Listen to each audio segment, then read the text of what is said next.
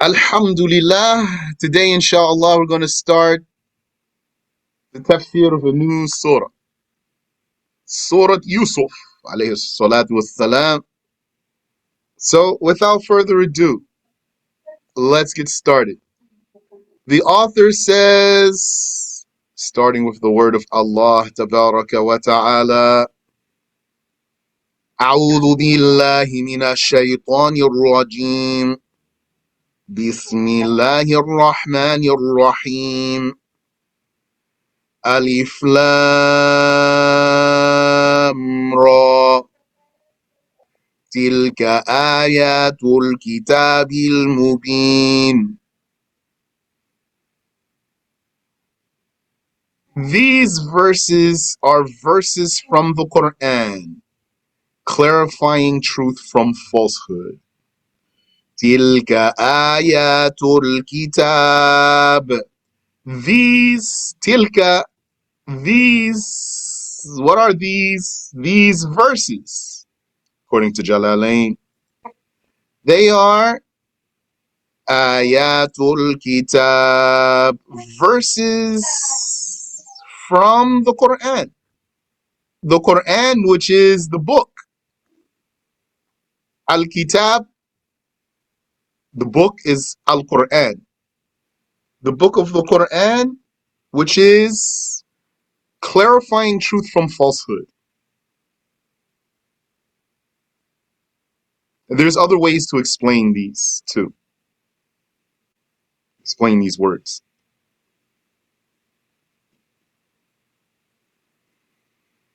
إنا أنزلناه قرآنا عربيا لعلكم تعقلون. Surely we have revealed it as an Arabic Quran, so that you Meccans comprehend. So that's a dalil, an evidence that the Quran is in Arabic language in particular. Yani the translation is not the Quran. إنا أنزلناه قرآنا عربيا. We have revealed it as an Arabic Quran. And inshallah, if Allah enables us to read more tafsir beyond this surah, we'll see other verses of the Quran that prove that the Quran is in Arabic in particular.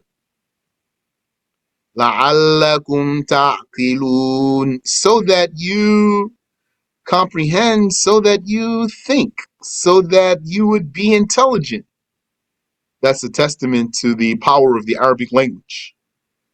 But this comprehend here, let me check that. Ta'qilun, so that you ta'qilun, so that you think, so that you use your minds. We have revealed it as an Arabic Quran so that you use your minds. نحن نقص عليك أحسن القصص بما أوحينا إليك هذا القرآن. We tell you, O Muhammad, the best telling of a narrative. We is Allah, God alone. We here, nahnu, is God alone. That's what they call royal we, regal we. Yani, that's for one who is glorifying himself. نحن نقص عليك أحسن القصص. We tell you, O Muhammad, the best telling of a narrative. قصص, yes. بما أوحينا إليك هذا القرآن. By our revelation of this Quran unto you.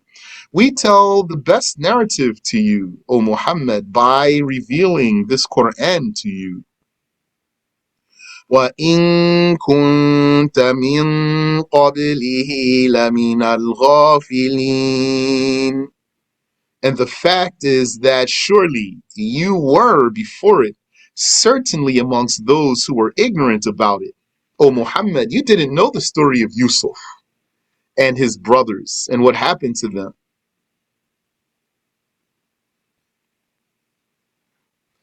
How did the Prophet know about this? Not by learning from the Jews and the Christians. He didn't take this from the Jews and the Christians. He learned about this by it being revealed to him.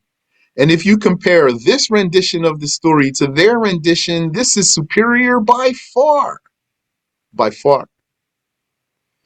If it were true that the Prophet copied this from them, he then took it and he improved on it.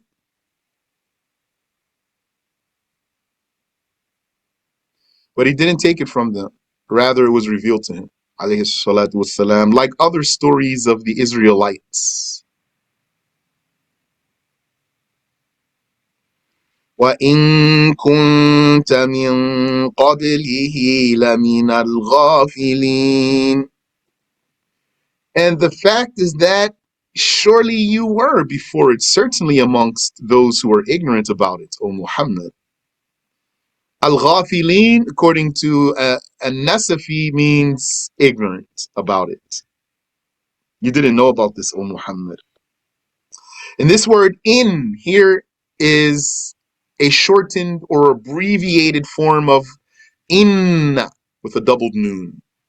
This in is originally inna, surely, verily, for emphasis. That's not in, which means if. It's not saying and if you were before it, one of those who were ignorant about it. No, this is you were, O Muhammad, before this was revealed to you amongst those who were ignorant about it. إذ قال يوسف لأبيه يا أبت إني رأيت 11 كوكبا إني رأيت 11 كوكبا والشمس والقمر. The story of Joseph. When Joseph said to his father, Ya Abba, O father,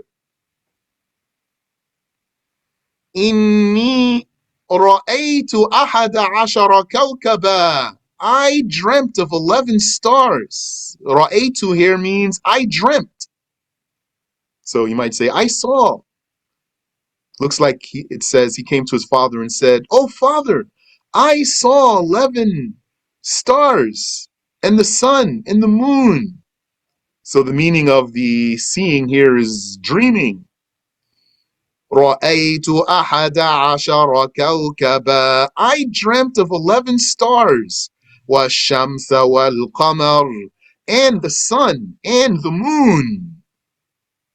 رَأَيْتُهُمْ لِي سَاجِدِينَ. I saw them prostrating to me. That's according to An-Nasafi. According to the Tafsir of An-Nasafi, the first رَأَيْتُ means I dreamt. And the second one, رَأَيْتُهُمْ, means I saw, but it means I saw them in my dream. رَأَيْتُهُمْ لِي سَاجِدِينَ. And the way it's worded here, it personifies these objects. Personify means makes them like people. Because it says رَأَيْتُهُمْ. Whom? Usually you won't say about the sun and the moon and the stars. Whom? You'd say here. رأيتها لي ساجدة, or رأيتها لي ساجدات, because they are inanimate things.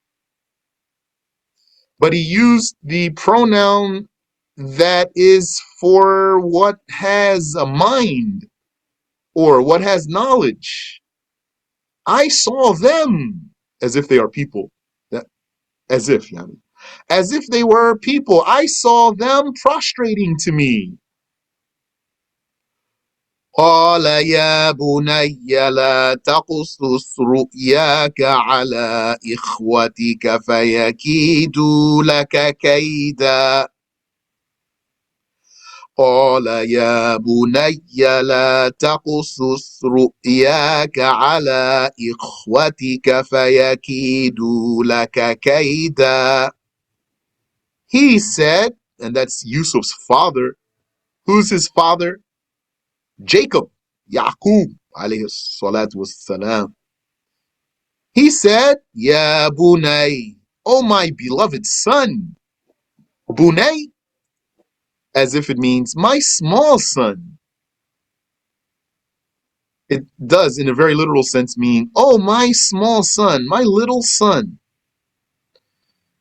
But it doesn't have to mean he's little. He was young, though. He was a child. But it doesn't have to mean that. Yani, like we have it translated here, it can be used for endearment. Endearment. So he's using it as a term of endearment. Ya bunay, oh my beloved son, لا تقصص رؤياك على إخوتك.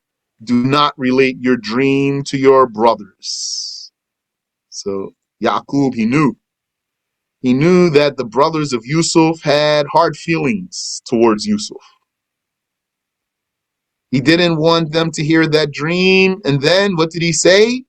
فَيَكِيدُ لَكَ كَيْدًا, lest they scheme a scheme against you from envy. Yani, for fear that they would scheme a scheme against you from envy because of realizing the meaning of the dream. They would hear the dream and understand something, because how many brothers he had? 11. So he told his father, I dreamt of 11 stars and the sun and the moon. So who's the sun and the moon? His parents. So he saw his brothers and his parents in his dream, but represented by the sun and the moon and stars. So Yaqub was afraid for his son because he knew of his brother's hard feelings towards him. So he told him, don't tell your dream to your brothers. فَيَكِيدُ لَكَ كَيْدًا, lest they scheme a scheme against you. إِنَّ الشَّيْطَانَ لِلْإِنسَانِ عَدُوٌّ مُبِينٌ. Surely the devil is for the human an obvious enemy.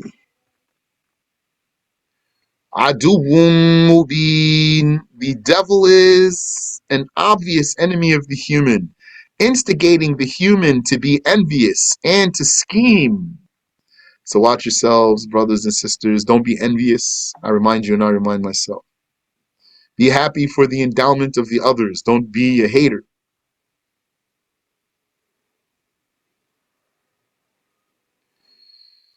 وكذلك يجتبيك ربك ويعلمك من تأويل الأحاديث.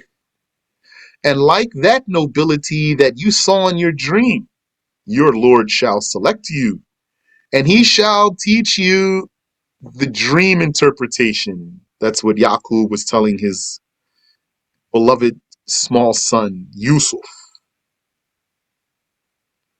Allah will select you and he will give you the knowledge of dream interpretation. وَيُتِمُّ نِعْمَتَهُ عَلَيْكَ وَعَلَى آلِ يَعْقُوبَ, and he will complete his endowment upon you and upon the family of Jacob by making their honor of being prophets and kings in the earth be followed by the greatness of the lofty levels of paradise in the afterlife. Yani, Allah Ta'ala bestowed a great favor upon Jacob and his family. Yani, going back even to Abraham. Jacob is the grandson of Abraham. You knew that, inshallah. Abraham, he is the father of Isaac. Isaac is the father of Jacob. Jacob, he had 12 sons, and they were the children of Israel. They're not from Egypt originally, though. They're not from Egypt originally. At this point in the story, they're not even in Egypt yet. They're in Palestine.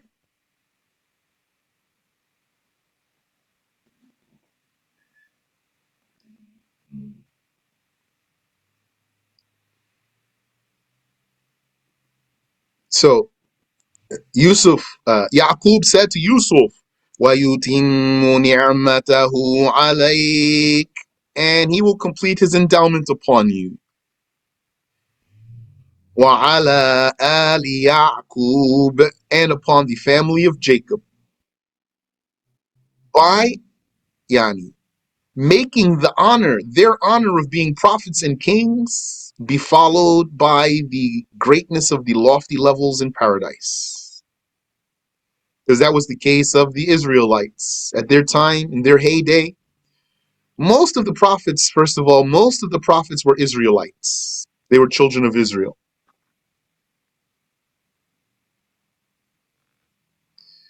And those Israelites, besides that Allah made many prophets come from them, He also made them, many of them, kings.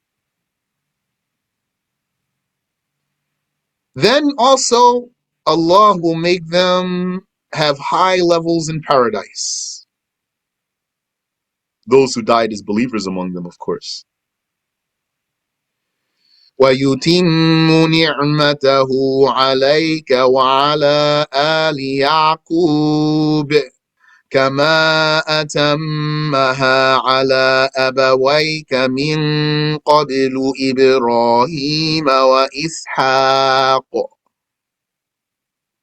just as he previously completed it upon your grandfather and great-grandfather Abraham and Isaac. So Abraham is the great-grandfather, Isaac is the grandfather, and Yaqub is the father. And who's Ishmael here? Where does Ishmael fit here? Ishmael is the great uncle, because Ishmael is the brother of the grandfather, Isaac. So Abraham is the great-grandfather. He had Isaac and Ishmael. Ishmael is the oldest one. They are brothers. Isaac, he had Yaqub. So that means Ishmael is the uncle of Yaqub. Yaqub, he had 12 sons. So Ishmael is the uncle of these, is the great uncle of these sons of Yaqub. And then from here, who came from Ishmael? Arabs. Not all the Arabs, some Arabs. A line of Arabs. Arabs came from Ishmael. Hebrews came from Isaac. Arabs came from Ishmael. So they're like cousins. The Hebrews, the Israelites, and those Arabs whose line goes back to Ishmael. So that would make the Israelis anti-Semites for what they are doing to the Palestinians.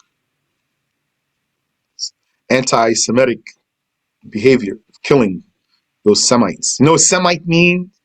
Semite means from Sam. Sam, the son of Noah. Don't let someone throw that word out at you. You have knowledge. You say, I am not an anti-Semite. Prophet Muhammad is a Semite. He comes from Sam, the son of Noah. And these Arabs, the Arabs are Semites. Not just the Jews are Semites, real Jews, that is, authentic in their lineage. And Persians are Semites. And Kurds are Semites. They come from Sam, the son of Noah.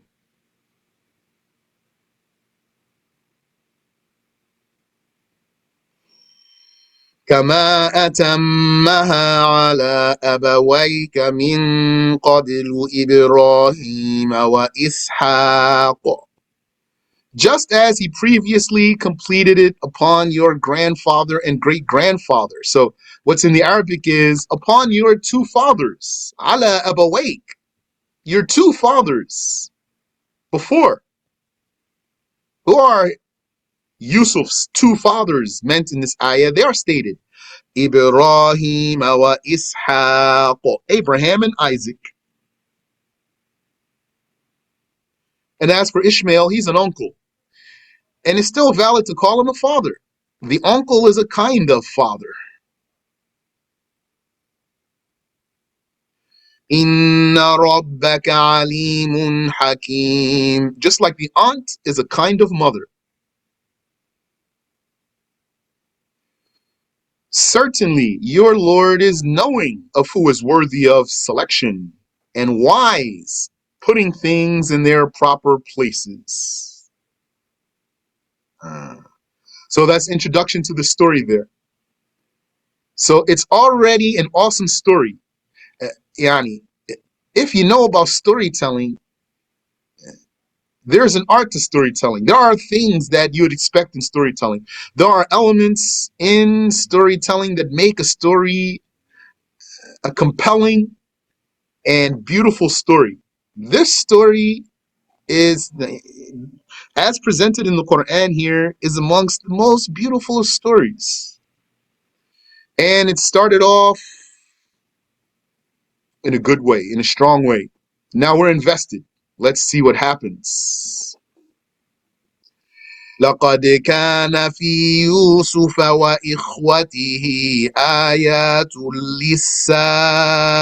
للسائلين.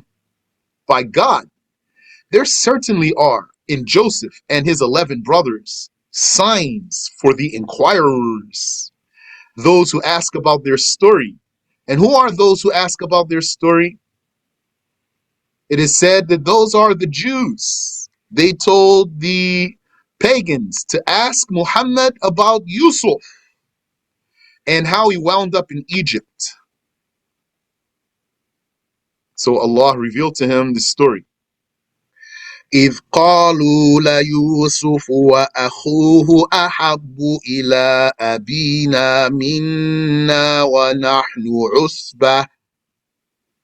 When they said to each other, those brothers of Yusuf, 10 of them, not all 11 of them, 10 of them.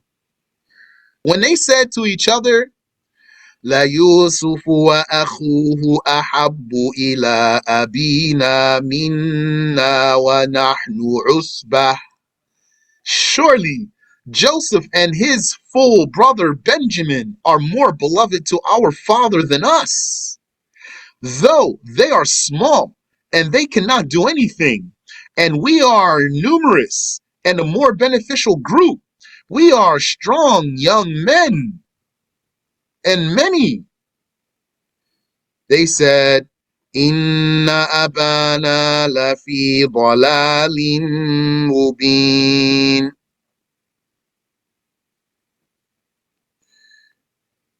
Surely our father is in plain error. He is, they are saying, our father is certainly wrong. Uqtulu Yusuf. So, what's this footnote here? This is disrespect of a prophet. Inna abana lafi dalalin mubin. They said, indeed, our father is certainly in plain error.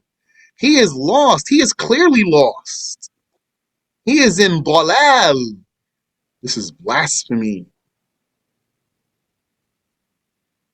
Because it's disrespect of a prophet. And these brothers of Yusuf, they were not impeccable. They were not impeccable.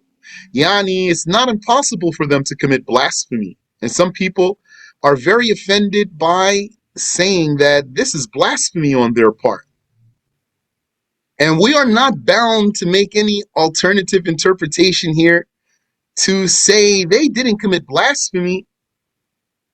Like, we're not bound to say this means that they were saying, our father is deeply in love with Yusuf. That's how some people explain the ayah. They say, When the brothers of Yusuf said, our father is Lafi Dalalin Mubin, he is in plain error, in clear misguidance, they said it means he loves Yusuf and his brother extremely. And we're not bound to commit to such an alternative interpretation here. Rather, we're going to take the verse as it appears. And that interpretation that some people offer for this verse, it doesn't fit the context. That they are simply saying, oh, our father loves Yusuf so much. No, they were disgruntled. They were annoyed with their father. And you're going to see later in the surah, later in the story, that Prophet Yaqub will say to his sons, لَوْلَا أَن تُفَنِّدُونَ, had you not deemed me senile, you would believe me. So, he's a prophet though. So how are they going to deem him senile? That's blasphemy. If he were a normal man, that's different. And they know he's a prophet. So those brothers of Yusuf, they committed blasphemy here. That's what we learned and that's what we say. But they repented. We'll see. اقتلوا يوسف أو اطرحوه أرضا يخل لكم وجه أبيكم. So they said to each other, yani one of them said to the others, kill Yusuf or toss him to some far unknown land. That's why envy is very dangerous sin. What's motivating them to say this? To kill their own brother. He's a little brother too. They want to kill their baby brother. Or to throw him in some remote land. اقتلوا يوسف أو اطرحوه أرضا يخل لكم وجه أبيكم. Kill Joseph or toss him to some far unknown land. Then your father's face will be dedicated to you and he will not turn to another. Yani, so they have, like they say these days, daddy issues. وَتَكُونُوا مِن بَعْدِهِ قَوْمًا صَالِحِينَ. And then you can be, after killing him or dumping him, pious, repentant people. They are saying, look, let's get rid of Yusuf. Yes, haram, but we can repent. Let's kill him. Then we can repent after that, and our father will just be dedicated to us. Or we'll just dump him somewhere far away. And then we can repent, and then our father will be dedicated to us. But it was true that Yaqub loved Yusuf more than them. That's true. Need to be careful here, and be careful if you have children, showing them some preference. You might find a problem. Showing some of them some preference over others.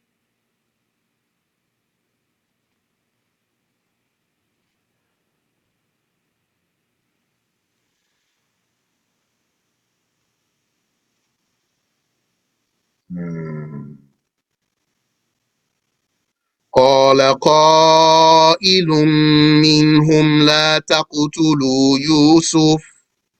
Said a sayer among them, and he was Judah. Judah was the most knowledgeable of those brothers. What did he say? لا تقتلوا يوسف. Do not kill Joseph. Murder is too extreme.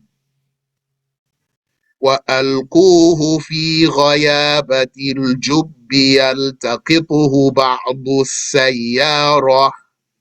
Instead, throw him to the depth of the well so that some caravans will take him away. إن كنتم فاعلين. Do that if you want to do anything. Suffice with that, but don't kill him.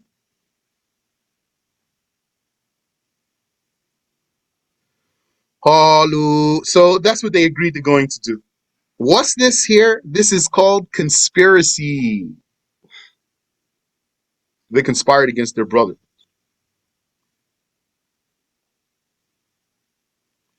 This is more proof that these brothers of Yusuf never became prophets, because it's not possible for a prophet to do such low actions.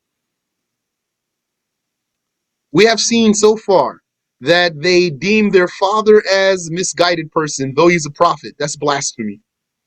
And they conspired against their brother to harm him severely. That's major sin.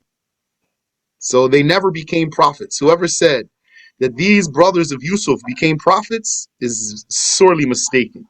He doesn't know his aqidah, doesn't know the right creed about prophets. So that's what they agreed to do.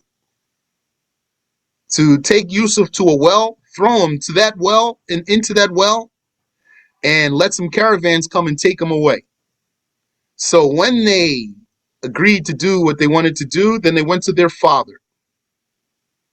قالوا يا أبانا ما لك لا تأمنا على يوسف وإنا له لناصحون. So to change their father's mind about keeping Joseph away from them, they said, O father of ours, what reason have you for not trusting us with Yusuf? Though we certainly are for him indeed sincere, we only want the best for him. Why you keep him away from us? But you know why? It's already established in the beginning of the story.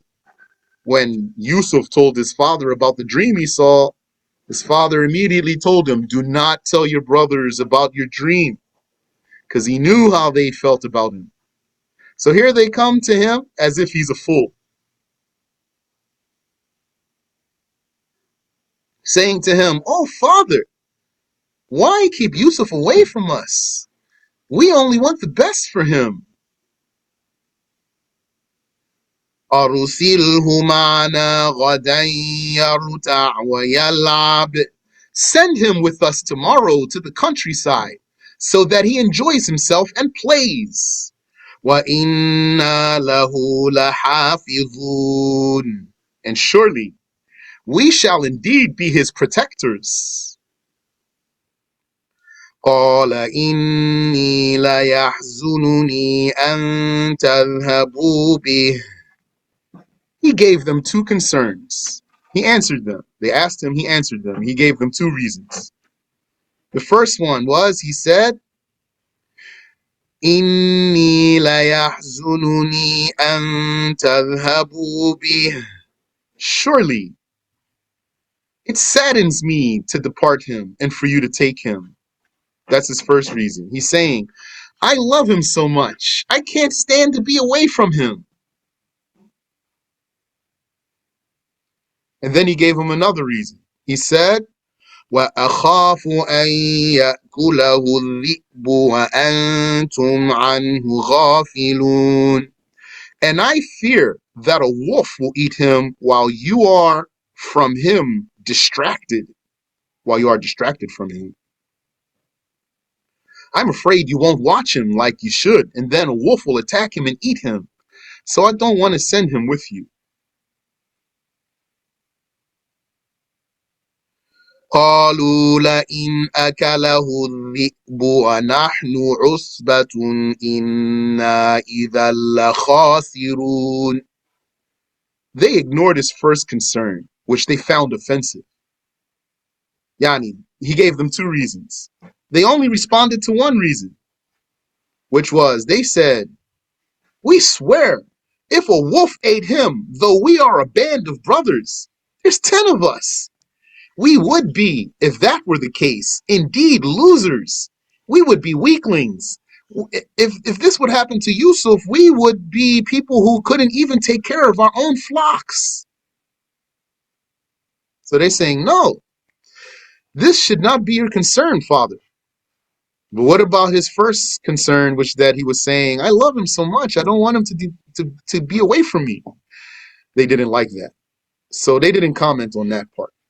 They skipped that part and they just told him, no, we're going to watch him. فَلَمَّا ذَهَبُوا بِهِ.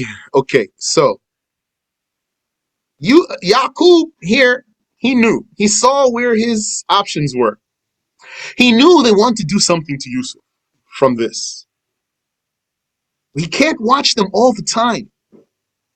If he doesn't let them take him now, they're going to get him later. This is what he knew. So what he's going to do? So he let them take him. He didn't want to, but if he didn't let them take him now, he knew they're going to try to get him later. So فَلَمَّا ذَهَبُوا بِهِ وَأَجْمَعُوا أَن يَجْعَلُوهُ فِي غَيَابَةِ الْجُبِّ. So when they took him and agreed to put him in the well, what happened, happened. What happened, happened. What's that? Yani, if you see the way it is in the Arabic, so I'm just translating here, when they took him and they agreed to put him in the well, then that's it. Doesn't say more.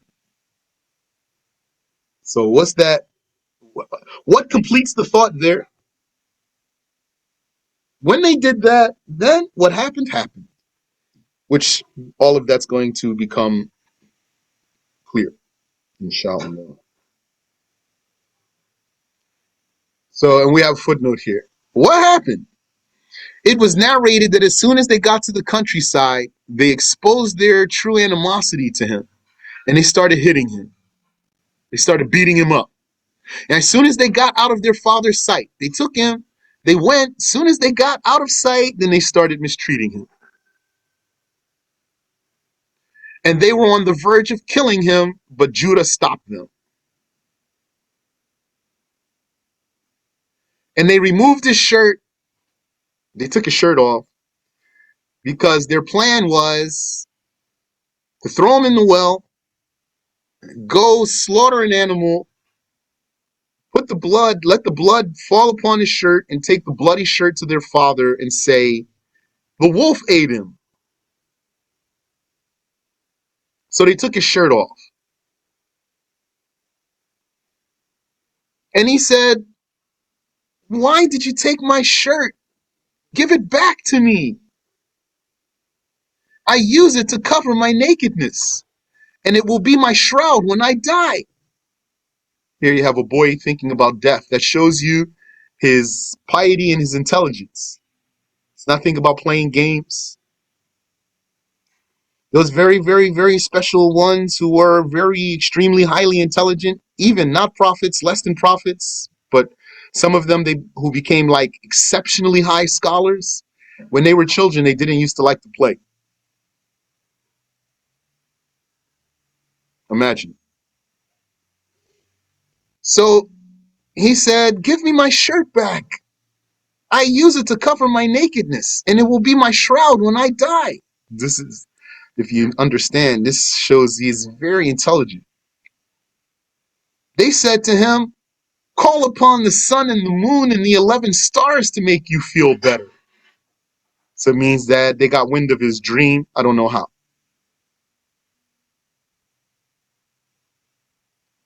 So when they wanted to throw him in the well, he clung to their clothes. So they pried his hands from their clothing. And then when they tried to throw him in, he clung to the wall of the well itself. But Yani, the wall of the well, he clung to something. This well that they threw him in wasn't a well that was built by, doesn't have like a wall that's built up.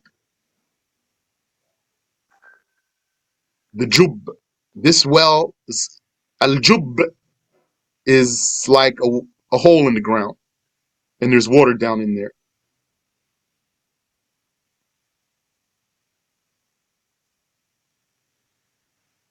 So they pried his hands from whatever he was clinging to, and they threw him into the well, hoping that he would die.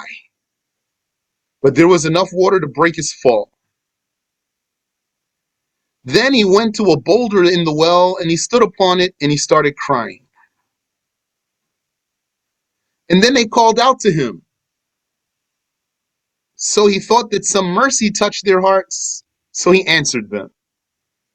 So when they heard him, they knew he was still alive. So they wanted to smash him. They went to get a boulder to throw it in there and smash him, but Judah stopped them. So he didn't let them kill Yusuf. But he still helped them get rid of him. So he was still an accomplice.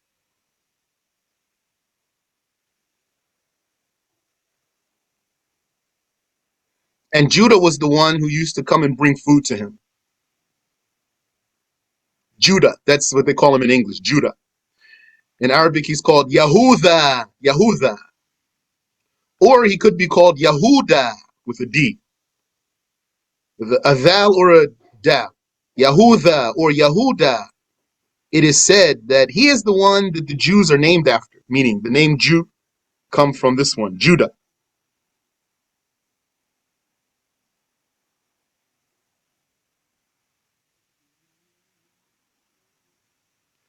وَأَوْحَيْنَا إِلَيْهِ, and there in the well, we revealed to him a true revelation. So according to some scholars, Yusuf became a prophet as a child, right there in the well. Some said. What was revealed to him? لَتُنَبِّئَنَّهُمْ بِأَمْرِهِمْ هَذَا وَهُمْ لَا يَشْعُرُونَ. You shall alert them one day to this matter of theirs. You shall draw to their attention what they have done here, while they do not realize that it is you. وَجَاءُوا أَبَاهُمْ عِشَاءً يَبْكُونَ, and they came to their father in the night, crying. Why they came in the night? Because the people used the nighttime for cover. They felt more emboldened to attempt to deceive their father at nighttime. They came crying, wailing. So he heard them wailing before they got to him. So he said to them, my sons, what's wrong? And then he noticed that Yusuf wasn't there. He said, where's Yusuf? قالوا يا أبانا إنا ذهبنا نستبق وتركنا يوسف عند متاعنا فأكله الذئب. They said, oh, father of ours, surely we went off competing, Yani. We were racing with each other and shooting, ripping and running and playing. And we left Yusuf with our belongings. Then a wolf ate him. وَمَا أَنْتَ بِمُؤْمِنٍ لَنَا وَلَوْ كُنَّا صَادِقِينَ. And you do not believe us. And even if we were honest, you would still accuse us because of your love for Joseph. So they were lying to him. And while they were lying, they were saying, you don't believe us.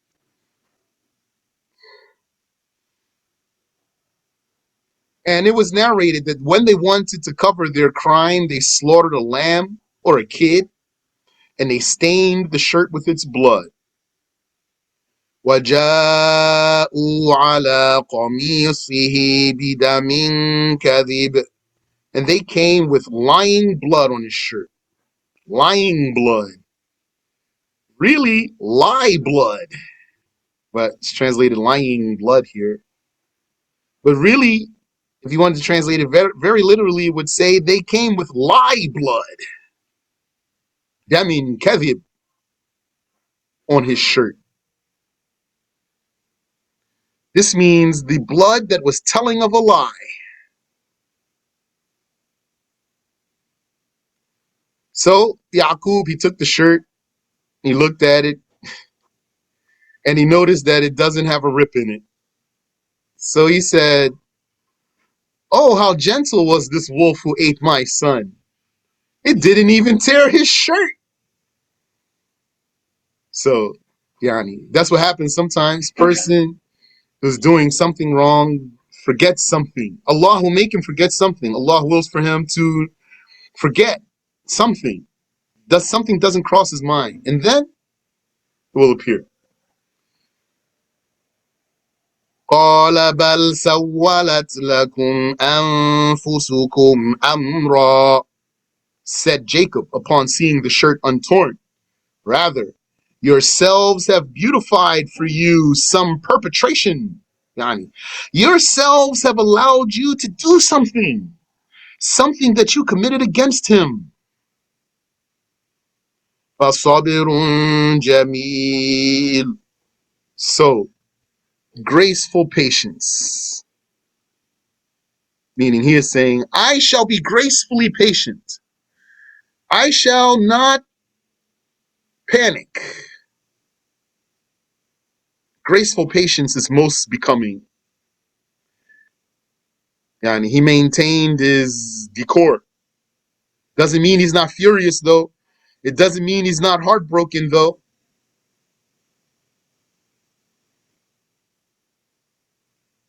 You might think someone is heartless because you don't see a reaction that you assume you should have. You don't know what's in the hearts.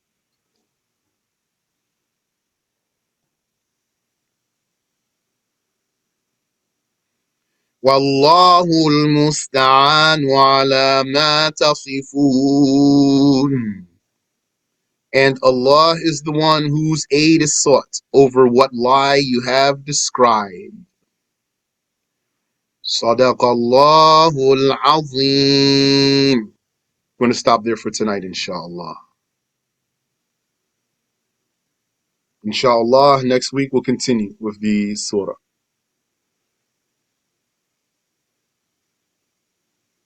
Any question? Yes. I was wondering if you know the hukm there where in the ayah it says لا تأمن على يوسف. Yes. Is it Raum? What I remember that is Ishmam. The Shmam? Yes. At the end, the Ishmam doesn't like the mouth go towards the dam. Yes. So here it's like ikhfa, right? No, it's different. Rather, it's just a pucker of the lips as an expression of a dhamma that is not there, although there's not a grammatical reason for removing it. Okay, barakallahu feek. Ameen wa fikum. Meaning, la ta'manna. This verb is marfu'. So, it's not majzoom or something, so it should have a dhamma there. La ta'manuna. In this recitation, that dhamma is not there. La ta'manna. So, the reciter puckers his lips when he gets to that spot as a signal to that dhamma. Because when you say la ta'manuna, when you say nu, your lips pucker. Nu, la ta'manuna. But you don't say that here, you say la ta'manna. So while you're doing that, you just merely pucker your lips as a signal to something that's not there. And if you do not see the reciter, then you will not have any idea that he did that, unless you know the rule. Like now, when I recited that, I did it. La ta'manna ala Yusuf. So you don't see my lip move in that way, but that's part of the recitation. When you learn the recitation of the Quran, you must learn from teachers so that they can show you all those nuances and things, not simply enough to know how to read Arabic. There are nuances to the recitation. That's a revelation. The way to recite the Quran is a revelation. That pucker of the lips there is what the Prophet what was revealed to the Prophet to do in that spot. Sallallahu alayhi wa ala alihi wa sallam. Any other question? When you said the Israelites, are you? Why are you? I have an idea, but I want to get clarity. Why are you saying Israelites? Is because they came from the prophets we call Israel? Is it Right? Yeah, they're called Israelites because they come from a man named Israel. Israel. Israel. That's in English. Israel. Israel. Mm-hmm. Israel is a man. This in Palestine now, they call Palestine Israel. Yeah. They're naming the land after a man. So Israelite means someone who comes from Israel. Israel is a man. That man is Jacob. Jacob is Israel. Israel is his nickname. Israel means Abdullah Salih, pious slave of God. So we got to be careful how we talk about Israelis. Well, they Then, call themselves Israelis, not Israelites. okay. Barakallahu feek. I mean, Wafiq. So you can say Israelites, or you can say children of Israel. Israel is a human, a person. That's why the Jews believe they are the chosen people. They, in their view, they are a special race with a special religion from God. And no one else has this. So that's how they see themselves as a special people.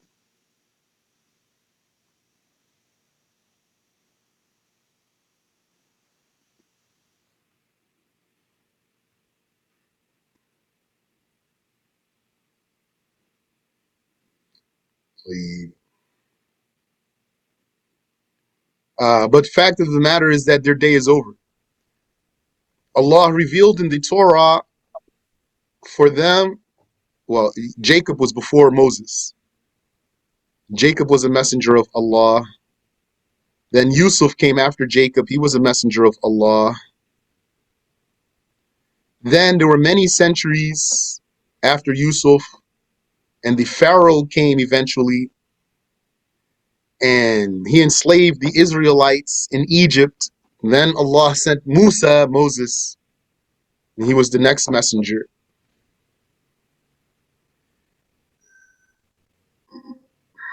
I was getting somewhere with that.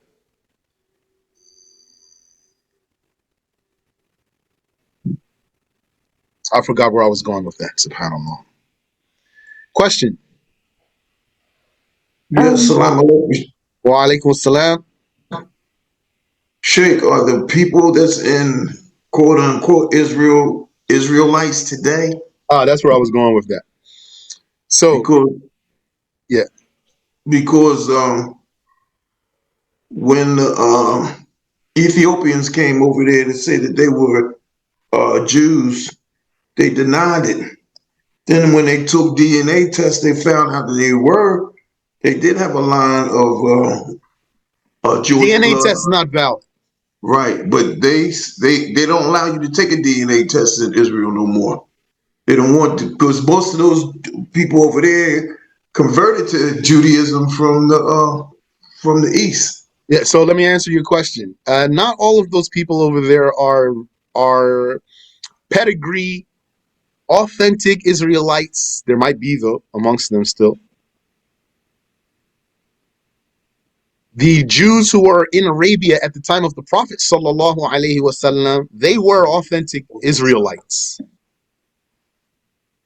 But in this time we live in, the Jews, they went into Europe and like into Germany and some different places. And then non-Jews started going into their religion.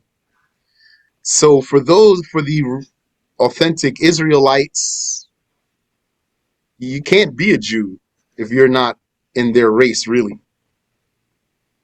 So they are mixed. They have people amongst them who are not real Israelites, with the meaning of their lineage does not go back to Jacob.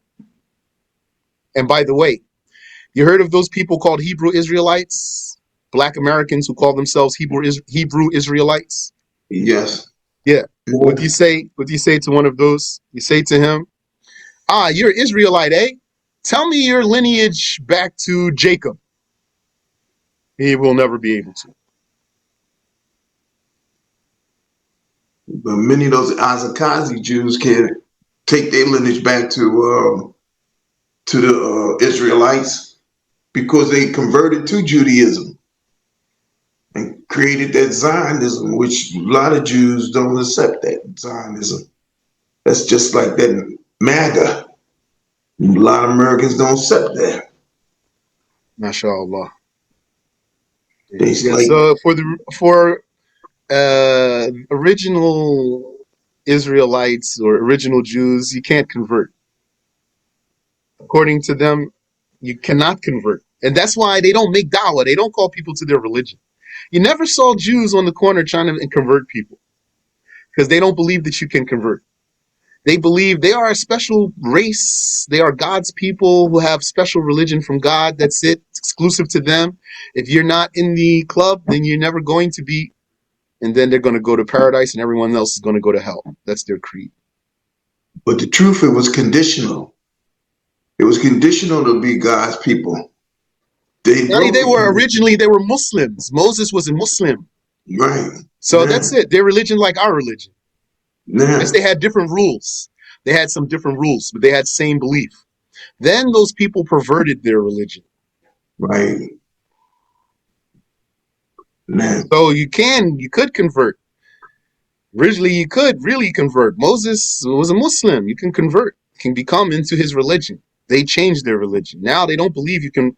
Amongst them are those who believe you can't really convert. Whoever converted is not a real Jew, according to some of them. What they had, it was conditional on them to be God's people. Hold on a second before you say something.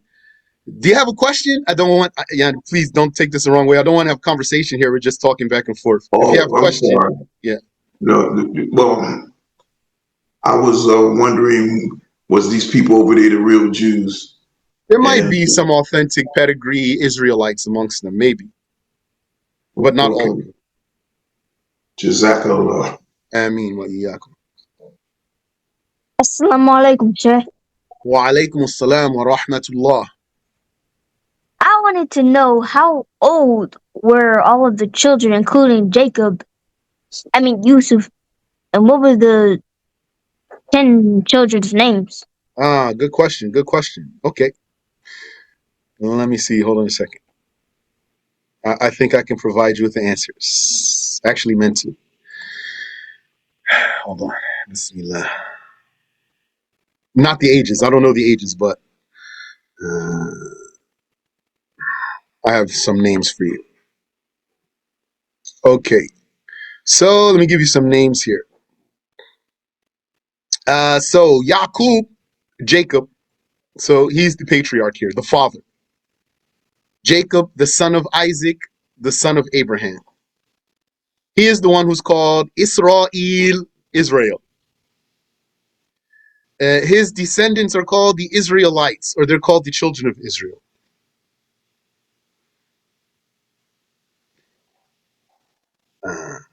And Yaqub, he had 4 women. 2 of them were sisters. In his law, in the law of Yaqub, it was permissible for a man to marry a woman and her sister. And that law was abrogated by the Torah, the law of Moses. The law of Moses abrogated the permission of a man marrying a woman and her sister. He married, but in that law was permissible, and they were his cousins too. Those were 2 sisters, and they were his cousins.